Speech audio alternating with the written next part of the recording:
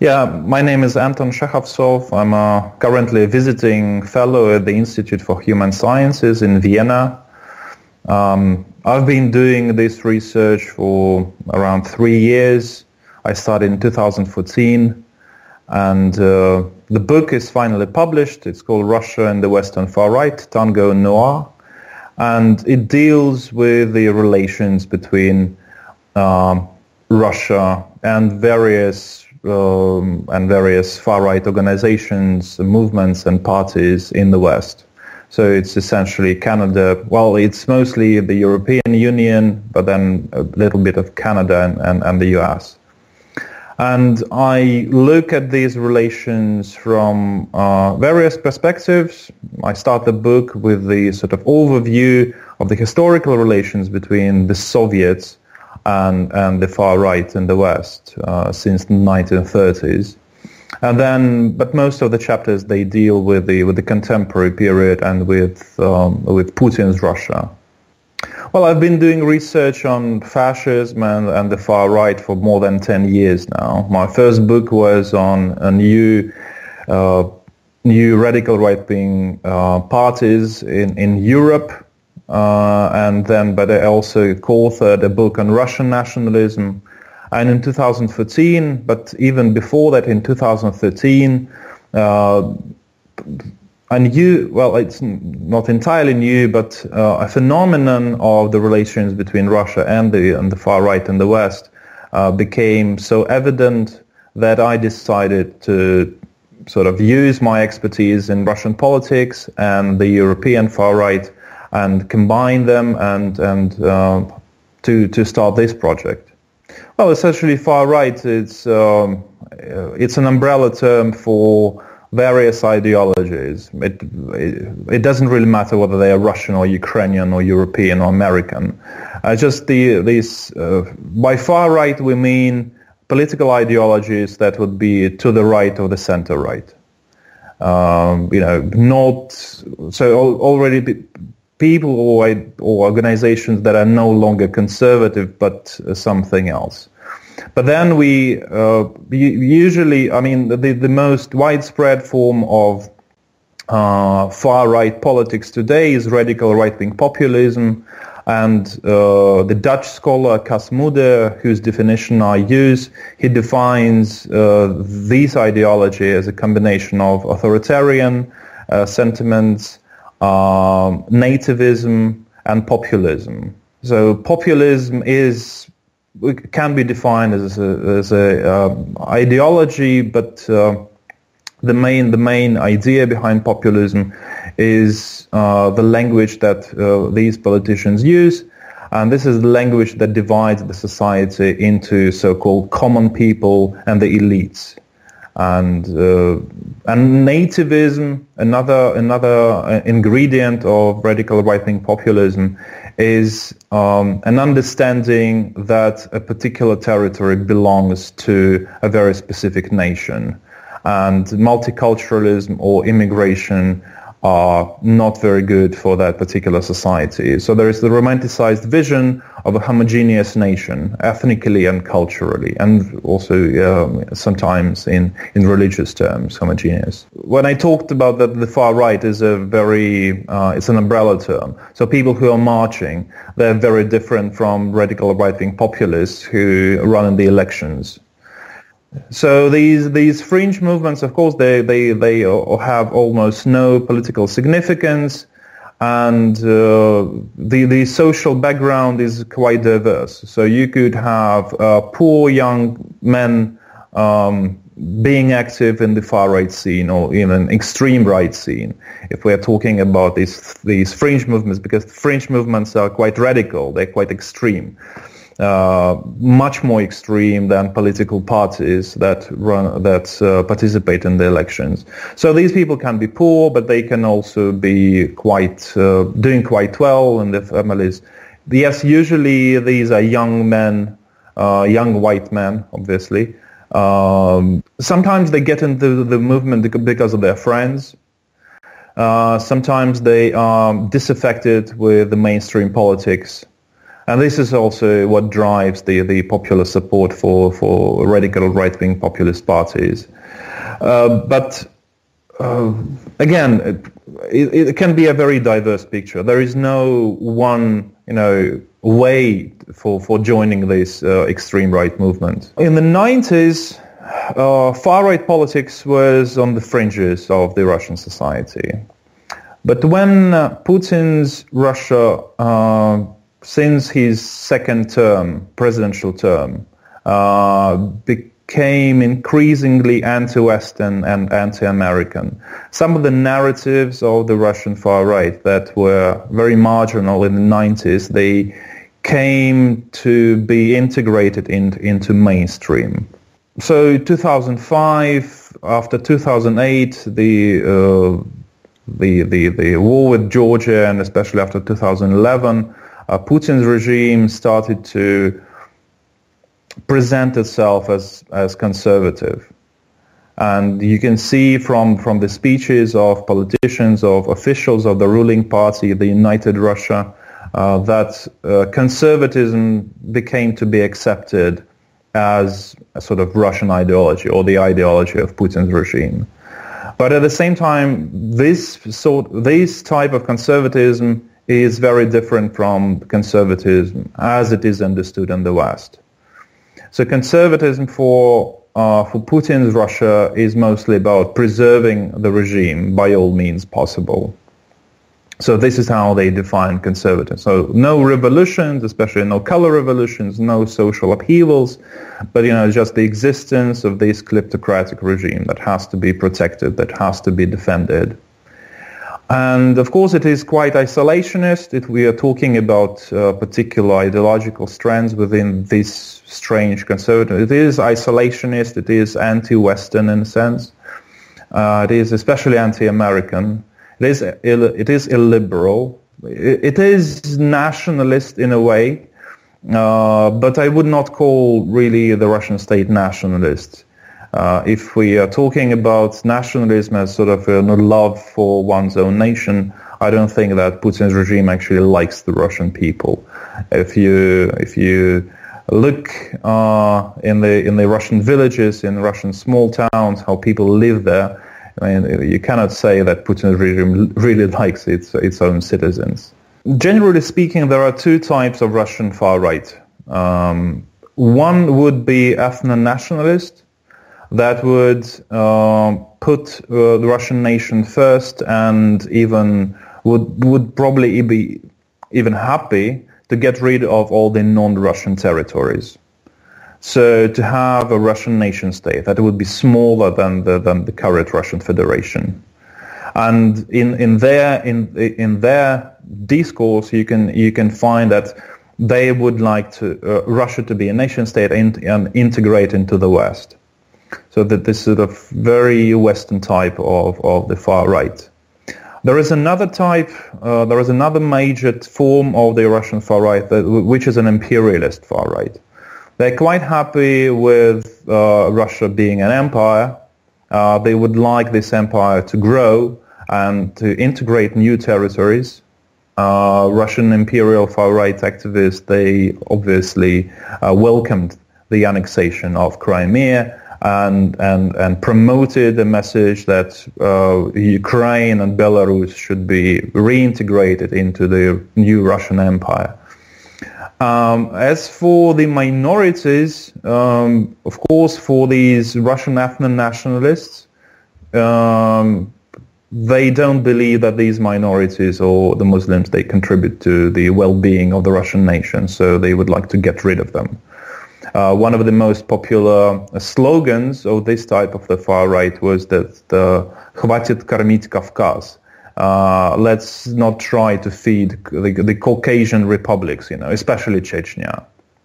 So you have these people, but the imperialist Russian far right, they feel that these minorities, they should be kept, but Russian language and Russian culture should be dominant anyway. They may have their own culture, but they also should at least speak Russian language and agree to the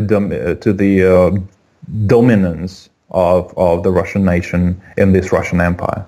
First groups that volunteered to go to Crimea and to go to Eastern Ukraine, they were extremely ideological. These people were Russian nationalists, and mostly of this imperialist type. So they volunteered to go, and it was especially well seen in Eastern Ukraine. People from the fascist organizations like the Eurasian Youth Union or the Russian National Unity, some other small organizations, they went there. They volunteered, and some of them were killed even. They played this important role of posing as Ukrainian militias, as Ukrainian, but pro-Russian Ukrainian militias and self-defense groups. So yeah, they played this particular role. It's very difficult to say whether the Russian leadership somehow encouraged them to go there, but at least it did not stop them. And when you look at all those initiatives, sometimes freelance initiatives, people would be collecting not weapons but some other non-level military equipment, and they would send it to Donbass, to Eastern Ukraine. If the Russian state had it wanted, they would have stopped it, but they didn't. So at least, maybe some of the initiatives were encouraged, but at least some of it were not stopped, because that was obviously useful for the Russian state. The Russian state used all of them. The initiative, the primary initiative, of course, came from the Kremlin. But then when you have this decision, then you can not stop all these, private military companies, not stop all those volunteers who went to the border with Ukraine and penetrated it. And then, of course, you can use Russian regular army at particular points when it is needed. Like, for example, if you look at the 2014, the biggest invasion took place in August, when the so-called republics were in trouble because the Ukrainian army recovered and it was pressing on Donetsk and Luhansk. And then the Russian army invaded, because otherwise the republics would have been crushed by the Ukrainian army. But during these periods, and then you had Ilovaisk, and then you had some other tragedies. But during these periods, it's usually not the regular army, or at least it would be sort of, the minimum presence there of the regular army and counterintelligence and intelligence agencies. But during these periods, calmer periods, they would mostly have volunteers from Russia, and not the regulars. If we're starting with this picture, there is a sort of funny story behind it. The thing is that I finished the book last year, and this picture was taken in March this year.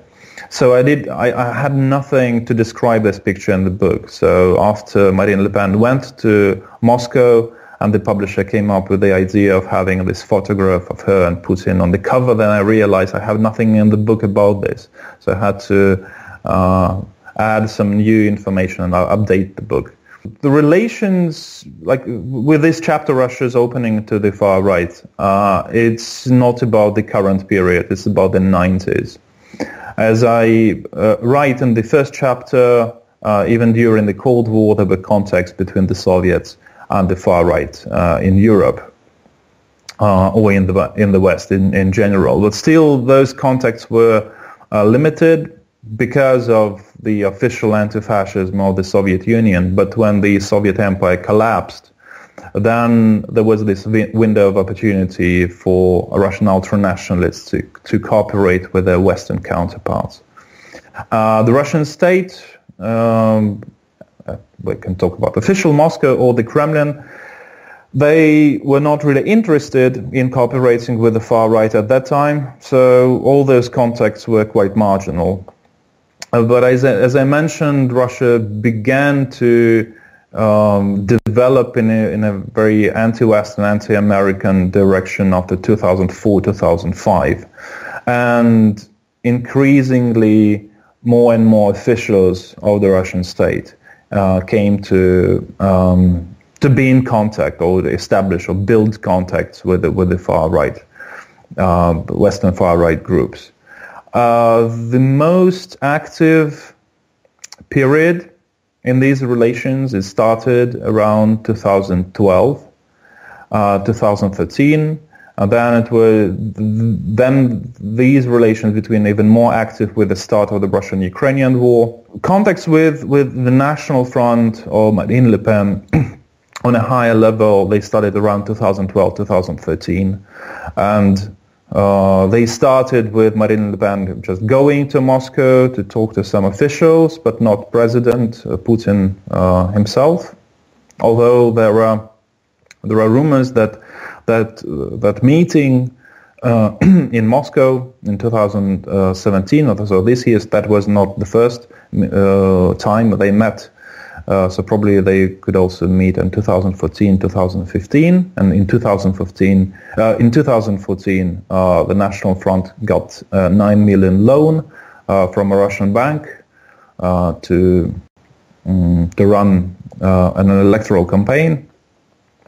So these contacts, just to summarize, they developed from being very marginal, and now they are on the highest level. So these people can meet Putin, these people can sign cooperation agreements with the Russian ruling party, United Russia, or Единая Россия. So these contacts are now very, very high established. Yes, I would say there were multiple surprises for me. Essentially, I started writing the book from the current period, from the contemporary period. The recent years, several years. But then I realized that without talking about the 90s, it would not be possible to understand what is happening today.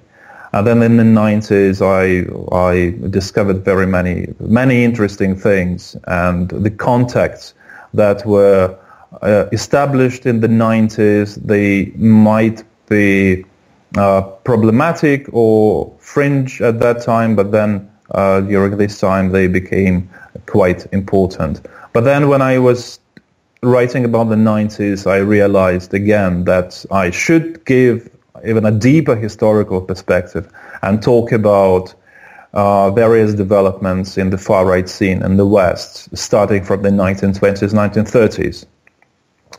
One of the biggest surprises was perhaps the continuation of the activities of one particular Austrian politician who, in the beginning of 2000s, was getting money from Saddam Hussein in order to lobby for the lifting of the sanctions against Iraq in Europe.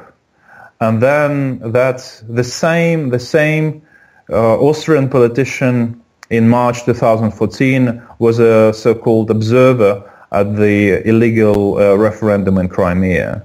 So you can see how these people engaged in these far-right activities, but also they are in the service of various dictatorships.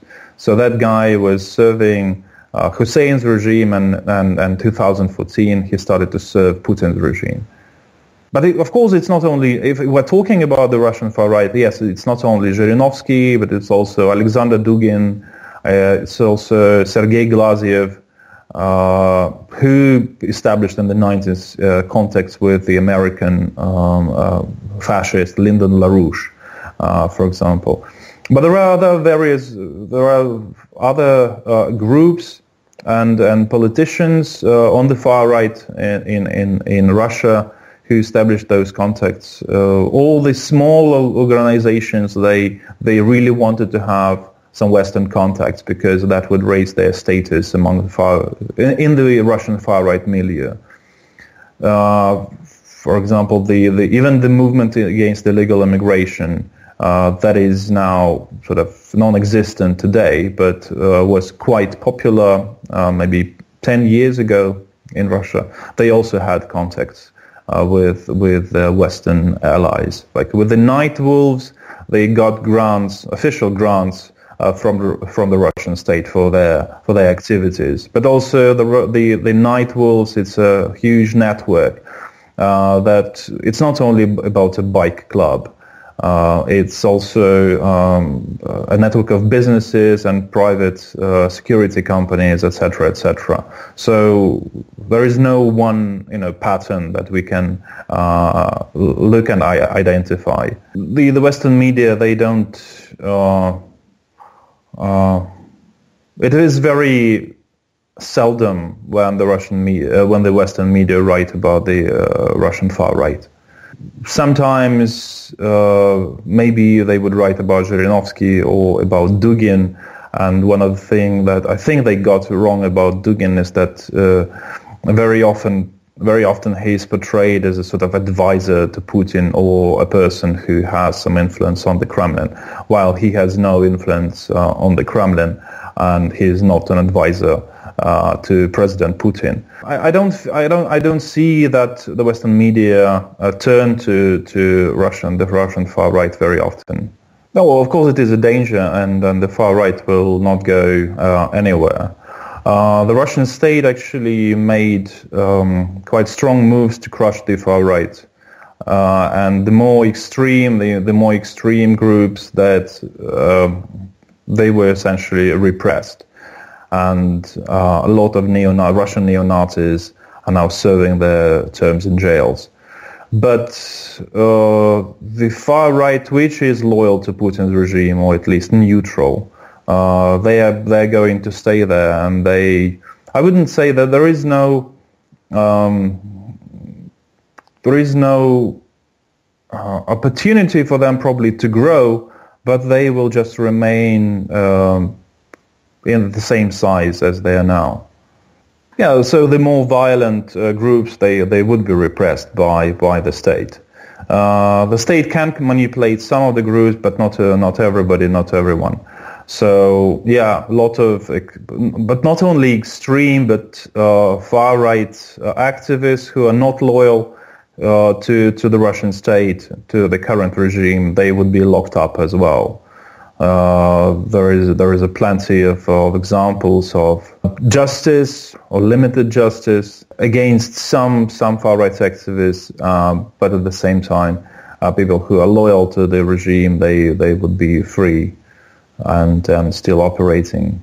With my book, I'd like the readers to realize and understand that you can read sensationalist articles in the Western mainstream media that would blame everything on Russia and think that Russia is trying to manipulate far-right activists in the West, while the picture is much more complex. Not all the pro-Russian far-right activists in Europe or the US, they actually have access to the Russian state. And I also wanted to show how these contacts developed to identify people and institutions who were behind it, and essentially how complex the picture is.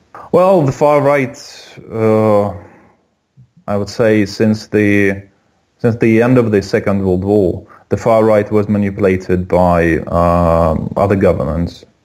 And there is nothing new in manipulating the far right, or using at least using the far right for one's own political gains. For example, in Ukraine, the far right Svoboda Party was clearly manipulated by Yanukovych's regime, and maybe they were not directly manipulating them, but Yanukovych's regime definitely used Svoboda in order to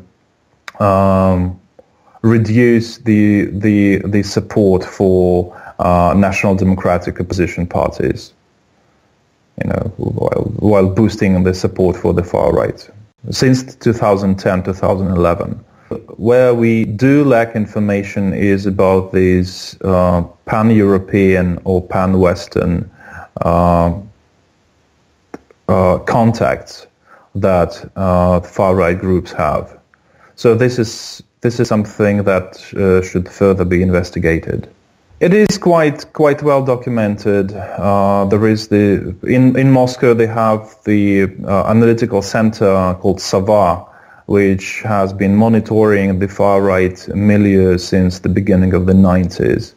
And they regularly produce reports on the developments in the scene. So they are quite well established, and these reports are very useful for any researcher of the Russian far-right. You're welcome, William. Have a good day.